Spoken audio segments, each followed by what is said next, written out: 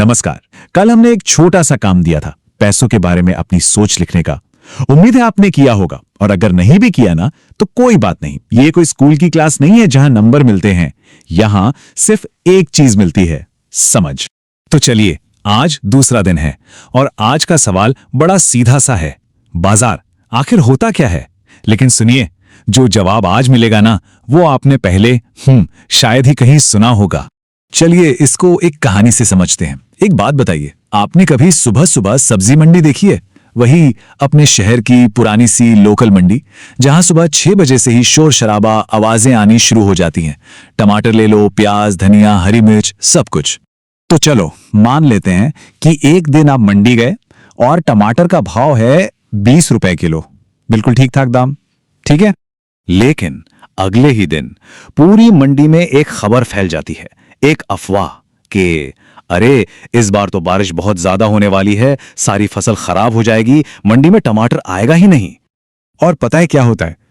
रातों रात वही टमाटर, न उसकी क्वालिटी बदली, न रंग, कुछ नहीं, वो 20 रुपए से सीधा 40 रुपए किलो का हो जाता है। अब जरा सोचिए और मुझे बताइए, क्या वो टमाटर बदल गया? उसका रंग, साइज, स्वाद कुछ बेहतर हुआ? नहीं, बिल्कुल नहीं। टमाटर तो बिल्कुल वही का वही है। तो फिर बदला क्या? एक चीज बदली, सिर्फ एक चीज, लोगों का डर, लोगों की सोच, लोगों की भावना। और सुनिए, यही स्टॉक मार्केट का सबसे बड़ा, सबसे गहरा राज है। तो फिर ये बाजार है क्या चीज? बहुत ध्यान से सुनिए मेरी बात। बाजार कोई जगह नहीं है, ना वो एनएससी की बिल्डिंग, ना बीएससी की। वो जो टीवी स्क्रीन पर लाल हरे नंबर ऊपर नीचे दौड़ते रहते हैं ना, वो भी बाजार नहीं है। बाजार असल में सिर्फ एक चीज है, लोगों की भावनाओं का संगम। इसका मतलब क्या हुआ? समझिए, जब लाखों लोग एक ही समय पर सोचते हैं कि अरे ये कंपनी तो बहुत अच्छी है, इसका शेयर खरीद लो, तो कीमत बूम ऊपर चली जाती है। और जब वही लाखों लोग एक साथ सोचते हैं कि नहीं नहीं नहीं, ये कंपनी तो बेकार है, इसको बेचो, तो कीमत धड़ाम नीचे गिर जाती है। और सबसे मजेदार बात यह है कि ये फैसले लोग दिमाग से नहीं लेते। ये फैसले होते हैं डर से, लालच से, किसी अफवाह से, या फिर पड़ोसी की सलाह पर। चलिए अब मैं आपकी मुलाकात एक बहुत बहुत बड़े इंसान से करवाता हूं। उनका नाम है बेंजामिन ग्राहम। आपने वॉरेन बफेट का नाम तो सुना ही होगा, दुनिया के सबसे बड़े इन्वेस्टर। ये उनके गुरु थे। जी हां, बेंजामिन ग्राहम ने ही वॉरेन बफेट को सिखाया।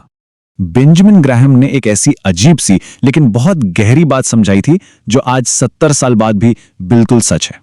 उन्होंने कहा कि सोचो, आपका एक बिजनेस पार्टनर है, रोज का साझेदार, और उसका नाम है मिस्टर मार्केट।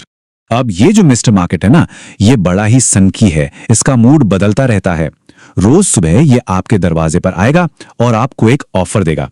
किसी दिन वो बहुत खुश होगा, झूम रहा होगा, आके कहेगा, अरे भाई सब शानदार है, अपनी कंपनी तो आसमान छूने वाली है, तुम्हें मेरा हिस्सा चाहिए तो बहुत बहुत ऊंची कीमत देनी पड़ेगी।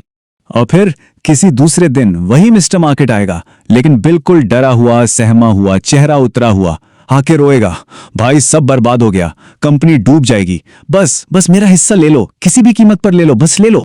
और यहां ग्राहम ने सबसे जरूरी बात कही। उन्होंने कहा, ये मिस्टर मार्केट तुम्हारा मालिक नहीं है, ये तुम्हारा नौकर है। उसकी मर्जी नहीं चलेगी, तुम्हारी मर्जी चलेगी। चाहे उसकी बात सुनो या उसको अनदेखा करके दरवाजा बंद कर दो, ये तुम्हारे ऊपर है। तो करना क्या है? बिल्कुल साफ है। जब मिस्टर मार्केट खुशी से झूम रहा हो और बहुत ज्यादा कीमत मांग रहा हो, उससे कुछ मत खरीदो, चुप बैठो। लेकिन जिस दिन वो डर से कांप रहा हो और अपना सब कुछ सस्ते में बेचने को तैयार हो, बस वही सही समय है खरीदारी करने का। यही वैल्यू इन्वेस्टिंग का सबसे बड़ा राज है। चलिए इसी बात को अभी हाल ही के एक उदाहरण से समझते हैं, जिसे हम सबने देखा है। याद है साल 2020 मार्च का महीना, जब कोविड आया, लॉकडाउन लगा, तो स्टॉक मार्केट का क्या हाल हुआ था? निफ्टी जो 12,000 पर था, वो एक महीने में गिर के 7,500 पर आ गया। हर तरफ बस एक ही शोर था, सब खत्म, कंपनियां बंद हो जाएंगी, भागो। मिस्टर मार्केट पूरी तरह से डरा हुआ था। वो चिल्ला रहा था, सब ले लो, बस किसी भी दाम पर ले लो। और फिर आगे क्या हुआ? अगले 1.5 साल में वही निफ्टी 7,500 से उठकर 18,000 पर पहुंच गया, डबल से भी ज्यादा।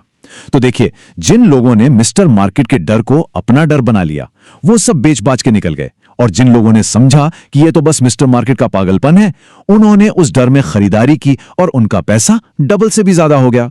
तो बस यही एक बात अगर आज आप अपने जहन में बैठा लें तो बहुत है।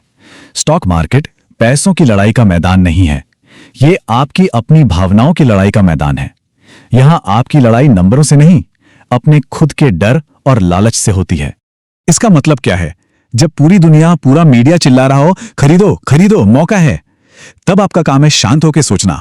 और जब सब लोग डर के मारे चिल्ला रहे हो बेचो भागो सब डूब रहा है, तभी आपका काम है असली मौके को पहचानना। जैसा बेंजामिन ग्राहम ने कहा था, एक समझदार निवेशक वो है जो आशावादियों को बेचता है और निराशावादियों से खरीदता है। ये एक लाइन पूरी इन्वेस्टिंग की किताब है, बस ये एक लाइन। तो चलिए आज की पूरी बात को 3 छोटी छोटी बातों में समेट लेते हैं। 3 सबक जो जिंदगी भर काम आएंगे। पहला, बाजार कोई बिल्डिंग या स्क्रीन नहीं, लोगों की भावनाओं का समंदर है। दूसरा, मिस्टर मार्केट आपका मालिक नहीं, एक पागल नौकर है, उसकी बात को कभी भी दिल से मत लगाना। और तीसरा, सबसे जरूरी, स्टॉक मार्केट में आपका सबसे बड़ा दुश्मन कोई और नहीं, आपके अपने डर और लालच हैं, आपकी अपनी भावनाएं। तो अब आज के काम की बात करते हैं। आज का असाइनमेंट। पहला काम, आज फाइनेंशियल न्यूज पढ़िए या देखिए। बस ये देखिए कि मार्केट ऊपर गया या नीचे, और लोग, टीवी वाले, अखबार वाले क्या कारण बता रहे हैं। बस देखना है, समझना है, कुछ खरीदना बेचना नहीं है।